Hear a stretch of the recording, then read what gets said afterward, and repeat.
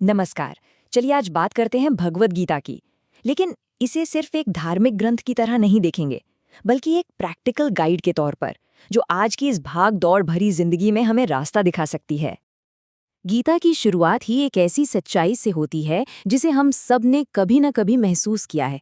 कहते हैं जैसे उबलते हुए पानी में अपना चेहरा साफ नहीं दिख सकता, बिल्कुल वैसे ही एक बेचैन, एक परेशान मन में किसी भी मुश्किल का हल नजर नहीं आता। मन जितना उलझा हुआ होगा ना, समाधान उतना ही दूर और धुंधला लगेगा। तो फिर सवाल ये उठता है कि मन के इस उबलते पानी को शांत कैसे करें। बस गीता हमें वही रास्ता दिखाती है। ये सिर्फ कोई आध्यात्मिक ज्ञान नहीं है, बल्कि हमारी रोज की मुश्किलों में, हमारे उलझे हुए रिश्तों में और जिंदगी के मकसद को समझने में हमारी मदद करती है। तो इस सफर की शुरुआत करते हैं अपनी अंदर की दुनिया से, क्योंकि बाहर की दुनिया को समझने से पहले हमें अपने अंदर काम कर रही ताकतों को समझना होगा। हमारी आत्मा, हमारा मन और हमारा अहंकार। गीता मन को एक बहुत ही दिलचस्प तरीके से समझाती है। वो कहती है कि हमारा शरीर एक रथ है और मन उसका सारथी, जो उसे चला रहा है। ये एक ऐसी शक्ति है जो दिखती नहीं, पर इतनी ताकतवर है कि हमारी पूरी जिंदगी की दिशा यही तय करती है। लेकिन पता है मुश्किल क्या है? अगर ये सारथी बेलगाम हो जाए तो ये हमें सही रास्ते से भटका भी सकता है। और ये स्लाइड देखिए, ये फर्क कितना कितना साफ नजर आता है। एक तरफ है आत्मा, जो रथ की असली मालिक है, शांत है, हमेशा रहने वाली है। लेकिन रथ चला कौन रहा है? मन, यानी हमारा सारथी। और ये मन बेचैन है, चंचल है, और हमारी इंद्रियां यानी सेंसेस जो घोड़े हैं उन्हें कंट्रोल करता है। हमारी असल लड़ाई ना इसी सारथी को साधने की है, ताकि वो मालिक की सुने, घोड़ों के पीछे ना भागे। और जब यही मन, यही सारथी बेलगाम हो जाता है, तो ये अहंकार का नशा पैदा करता है। मैं, मेरा, ये वाली जो फीलिंग है ना, ये हमें एक छोटी पहचान में फंसा देती है। और यही तो सारे दुखों की, सारे क्लेश की जड़ है। तो ठीक है, हमने अपने अंदर की दुनिया को थोड़ा समझा। अब देखते हैं कि ये समझ हमें बाहर की दुनिया में, मतलब हमारे रिश्तों को बेहतर ढंग से निभाने में कैसे मदद कर सकती है। क्योंकि रिश्ते ही तो हमारी जिंदगी का एक बहुत जरूरी हिस्सा हैं, और अक्सर सबसे बड़ी चुनौती भी। गीता रिश्तों को लेकर एक बहुत बहुत गहरी बात कहती है कि इस दुनिया में सबसे भारी चीज अगर कुछ है, तो वो है मतलब, यानी मोटिव। जिस पल किसी रिश्ते से मतलब पूरा हो जाता है, वो कितना भी बड़ा, कितना भी मजबूत रिश्ता क्यों ना हो, एकदम हल्का, बेमानी लगने लगता है।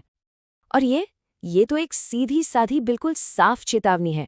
उस दोस्त से हमेशा होशियार रहो जो मुंह पर तो बहुत मीठा बनता हो, लेकिन पीठ पीछे आपको बर्बाद करने में लगा हो।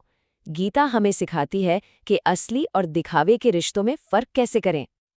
और ये बात कितनी खूबसूरती से ये समझाती है कि भरोसा करना अच्छी बात है, पर आंखें बंद करके नहीं, क्योंकि कभी कभी हमारी अपनी ही जबान को हमारे ही दांत काट लेते हैं। मतलब साफ है कि हमें अपने सबसे करीबी लोगों के साथ भी थोड़ी समझदारी और थोड़ी सावधानी बरतनी चाहिए। तो मन और रिश्तों के बाद अब बात करते हैं उस चीज की जो हमारी जिंदगी का इंजन है, हमारे कर्म, हमारे एक्शंस। गीता हमें बताती है कि एक अच्छी जिंदगी जीने के लिए ये समझना बहुत जरूरी है कि कर्म असल में है क्या और इसे करना कैसे चाहिए। तो यहाँ गीता का सबसे सबसे क्रांतिकारी विचार सामने आता है।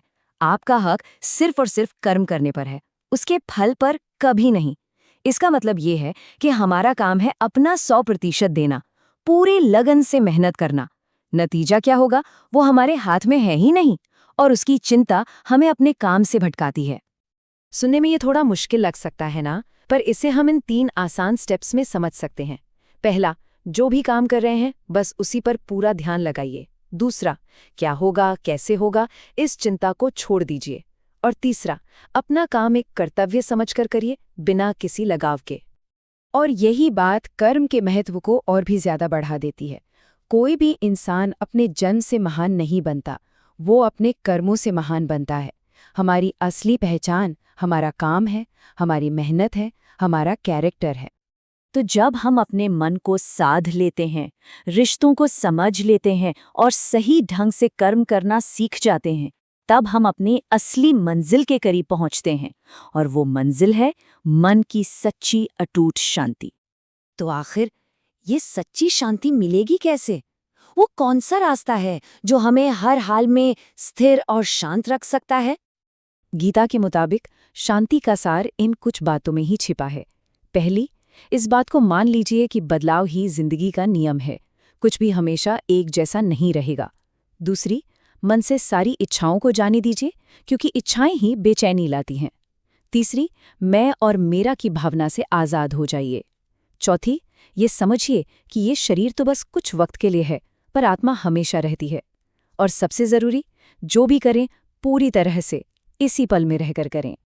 और आखिर में गीता का सबसे पावरफुल और शायद सबसे सरल संदेश यही है, जिंदगी ना तो बीते हुए कल में है और ना ही आने वाले कल में।